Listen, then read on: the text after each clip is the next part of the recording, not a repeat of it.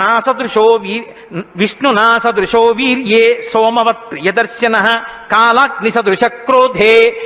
క్రోధం, కోపం వచ్చిందా, కాలాగ్ని ఎటువంటిదో అటువంటి వాడు. క్షమయా పృథివీ సమహ. ఈ భూమికి ఎంత ఓర్పో రాముడికి అంత ఓర్పు. నిద్రలేస్తూనే భూమిని తంతాం, భరిస్తుంది. మలమూత్రాలు భూమి మీద విసర్జిస్తాం, భరిస్తుంది. ఉమ్మి భూమి మీద వేస్తాం, ఊరుకుంటుంది. పోనీ ఏదో పొరపాటున వచ్చింది వేరు. కావాలని ఒక రకమైన తాంబూలం వేసుకుని బొమ్మడమే ప్రయోజనంగా నెత్తురు కక్కుకునేవాడు కక్కుకున్నట్టు భూమి మీద ఎర్రటి మరకలు పడేటట్టు అదే పనిగా ఉమ్మి వేసేటటువంటి వాడిని కూడా భరించినటువంటి భూమాత యొక్క ఓర్పుని ఎంత స్తోత్రం చేయాలి నిజంగా. కాబట్టి అన్నం కావాలి, నాగలి పెట్టి అమ్మ గుండెల మీద చీరుతాం. ఇల్లు కట్టుకోవాలి, శంకుస్థాపన పేరుతో గుణపాలు పెట్టి అమ్మ గుండెల మీద గుచ్చుతాం. ఆఖరికి ఇంత సంపాదించి ఇంత కీర్తి తెచ్చి మా నాన్నగారు, మా బాబాయ్ గారు, మా మేనమావ, మా ఆయన ఇన్ని బంధుత్వాలు పెట్టుకున్న వాళ్ళు ఆ ఊపిరి ఆగిపోగానే తీసుకెళ్లి బయట చిరిగిపోయిన బొంతో చాపో వేసి పడుకోబెట్టి కొత్త చాప తెచ్చి 4 కర్రలకేసి తాడేసి కట్టి తీసుకెళ్లిపోతుంటే ఆఖరణ పుచ్చుకునేది ఈ తల్లి ఒక్కతే. ఎవ్వరు ఇంట్లో ఒక్క రాత్రి కూడా ఉంచుకోరు. యావత్ పవనో నివసతి దేహే తావత్ పృచ్చతి కుశలంగేహే గతవతి వాయౌ దేహాపాయే భార్యా బిభ్యతి తస్మిన్ కాయే అంటారు శంకర భగవత్పాదులు.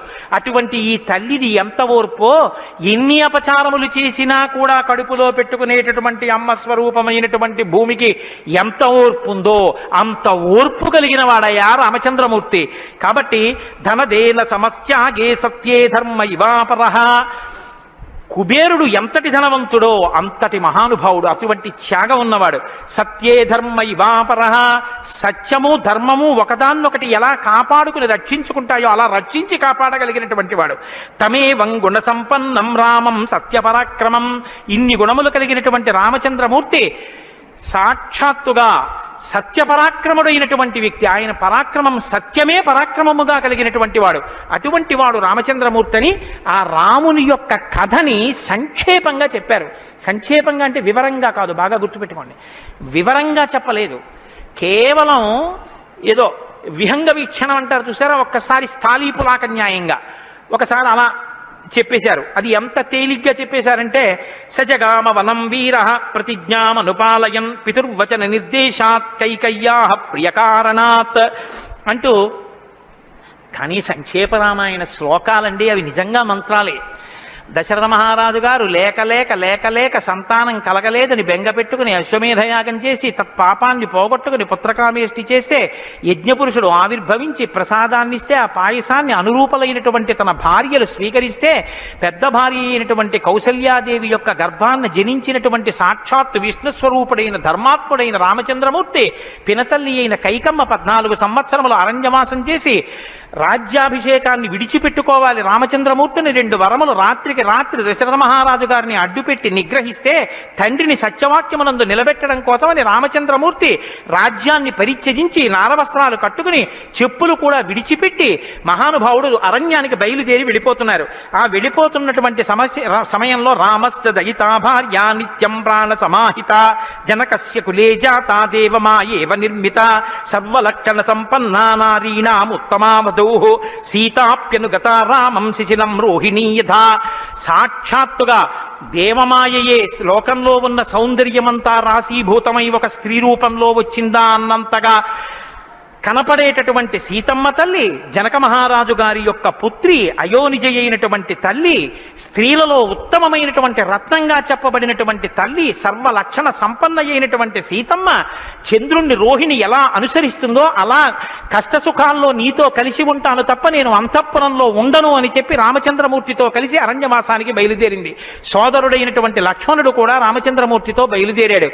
ముగ్గురు అరణ్యవాసం చేస్తున్నటువంటి సమయంలో చిత్రకూట పర్వతం మీద ఉండగా తనకి రాజ్యం కావాలని భరతుడు కోరకపోయినా తల్లి వరం చేత రాజ్యాన్ని పొందడానికి అర్హుడైన భరతుడు మేనమావ గారి ఇంటి నుంచి తిరిగి వచ్చేసరికి దశరథ మహారాజు గారు ప్రాణాలు విడిచిపెడితే నాకు ఈ రాజ్యం వద్దని భరతుడు శత్రుఘ్నుడితో వశిష్ఠుడితో తల్లులతో కలిసి చిత్రకూట పర్వతం దగ్గరికి వెళ్ళి అన్నా రామా నాకొద్దు, ఈ రాజ్యం నువ్వే తీసేసుకోమని ఎంత నిగ్రహించినా ధర్మాత్ముడు సత్యవాక్య పరిపాలకుడైనటువంటి రామచంద్రమూర్తి నా తండ్రిని సత్యంలో నిలబెట్టడం కోసం నేను ఈ వనవాసానికి వచ్చాను తప్ప నాకు ఈ రాజ్యం అక్కర్లేదని స్వీకరించడం మానేసి తన పాదుకలను తీసుకెళ్లి భరతుడికి ఇస్తే భరతుడు పాదుకలను పట్టుకుని నందిగ్రామానికి వచ్చి సింహాసనం మీద పెట్టి రాజ్యం చేస్తుంటే మహానుభావుడు చిత్రకూట పర్వతం మీదే ఉన్నట్టయితే వచ్చినటువంటి తల్లులు సోదరులైనటువంటి భరత శత్రుఘ్నులు జ్ఞాపకానికి వస్తారని చిత్రకూటాన్ని విడిచిపెట్టి దండకారణ్యంలో ప్రవేశించి ఉన్నటువంటి సమయంలో అక్కడ ఉన్నటువంటి రాక్షసులలో ఒకటి అయినటువంటి శూర్పణక వచ్చి రామచంద్రమూర్తి యొక్క తమ్ముడైన లక్ష్మణుడు లేదా సంక్షేప రామాయణం ప్రకారం రాముడంటే లక్ష్మణుడు చేసిన పని రాముడు చేసినట్టే,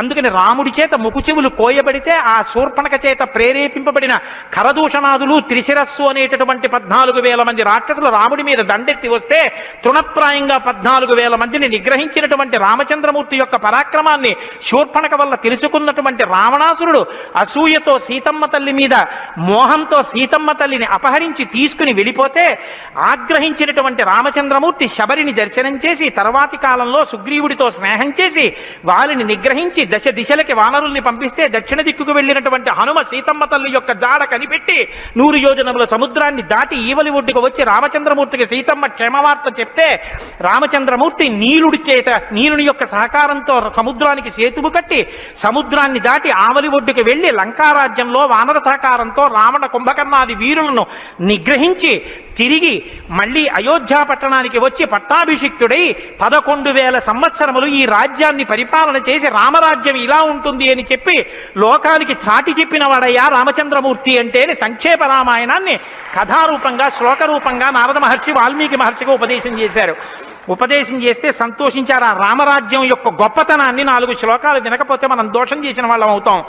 ప్రహృష్టముదితో లోకస్తుష్ట పుష్ట సుధార్మిక నిరామయో హ్యరోగస్యా దుర్భిక్ష భయవర్జిత న పుత్రమరణం కించిత్ ద్రక్షంతి పురుషః క్వచిత్ నార్యాశ్చా విధమా నిత్యం భవిష్యంతి పతివ్రతాః న చాగ్నిభయం కించిత్ ఆప్సుమజ్యంతి జంతవః న మాతజం భయం కించిత్ నాపి జ్వర కృతం తథా న చాపి క్షుద్భయం తత్ర న తస్కర భయం తథా నగరాని చ రాష్ట్రాని ధనధాన్యయుతాని చ నిత్యం ప్రముదితాః సర్వే యథా కృతయుగే తథా అశ్వమేధ శతైర్రిష్ట తథా బహుసువర్ణకైః.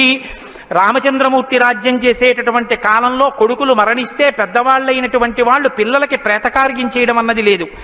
స్త్రీలు విధవలై భర్త మరణిస్తే జీవించవలసినటువంటి దౌర్భాగ్యం లేదు. అందరూ పసుపు కుంకాలతో భర్త చేతుల మీద వెళ్ళిపోయేవారు. ఎక్కడ అగ్నిభయం ఉండేది కాదు. జంతువులు నీళ్లలో మునిగి మరణించడం అనేటటువంటిది ఉండేది కాదు. వాత భయం కానీ, అనారోగ్యాలు కానీ, జ్వరాలు ఏర్పడడం కానీ, భయంకరమైన వ్యాధులు పటమరించడం కానీ, దొంగతనం కానీ, క్షుద్బాధ కానీ, ఆకలితో అలమటించడం కానీ, అశాంతి కానీ లోకంలో ఎక్కడా లేవు. అశ్వమేధాది యాగములను చేసి ఎంతో మంది బ్రాహ్మణులకి బంగారాన్ని దానం చేశాడు. గవాం కోట్యయుతం దత్వా బ్రహ్మలోకం ప్రయాస్యతి అసంఖ్యేయం ధనం దత్వా బ్రాహ్మణేభ్యో మహాయశాః. కొన్ని కోట్ల గోవులు దానం చేశాడు. కొన్ని కోట్ల బంగారు నాణెములు దానం చేశాడు. 10 వర్ష సహస్రాణి 10 వర్ష శతాని చ రామో రాజ్యముపాసిత్వా బ్రహ్మలోకం గమిష్యతి. రామో రాజ్యముపాసిత్వా, రాజ్యాన్ని ఉపాసన చేశాడు మహానుభావుడు. అంత గొప్ప పరిపాలన చేసి 11,000 సంవత్సరముల పరిపాలన తర్వాత బ్రహ్మలోకాన్ని చేరుకున్నాడు. ఇదం పవిత్రం పాపఘ్నం పుణ్యం వేదైశ్చ సంహితం. ఈ రామాయణ కథ ఉన్నదే, ఈ రామాయణ కథ పాపములనన్నిటినీ పోగొడుతుంది. ఇది వేదములతో సమానమైనది.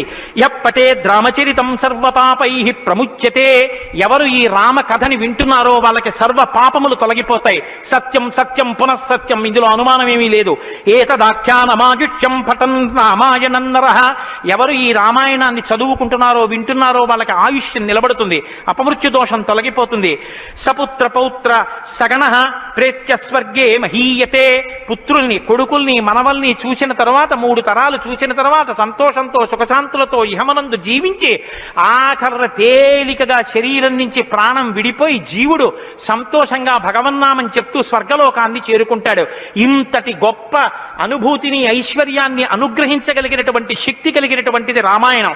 కాబట్టి ఎల్లరూ ఈ రామాయణాన్ని చదువుకోవాలి, వినాలి, ధరించాలి అని నారద మహర్షి వాల్మీకి మహర్షికి చెప్తే తదేక ధ్యానంతో ఆ మాలామంత్రంగా వినపడిన సంక్షేప రామాయణాన్ని విని పొంగిపోయిన హృదయంతో తన్మయత్వంతో ఉన్నటువంటి వాల్మీకి మహర్షి యొక్క స్థితి దగ్గర ఇవాల్టి ఉపన్యాసాన్ని పూర్తి చేస్తున్నారు. రేపటి రోజున అసలు ఎలా ఆవిర్భవించిందో, తన్మయత్వంలో ఉన్న వాల్మీకి మహర్షి ఎలా బయలుదేరారో, రామాయణం ఎలా వచ్చిందో, ఏం జరిగిందో ఆ విషయాన్ని మీకు మనవి చేసి రామాయణ కథా ప్రారంభం చేసే అనుగ్రహాన్ని రామచంద్ర ప్రభు నాకు కృపచేయుగాక. రేపు ఖచ్చితంగా 6:30 కథా ప్రారంభం అయిపోతుంది. లేకపోతే 7 రోజుల్లో బాలకాండ పూర్తి కాదు కాబట్టి.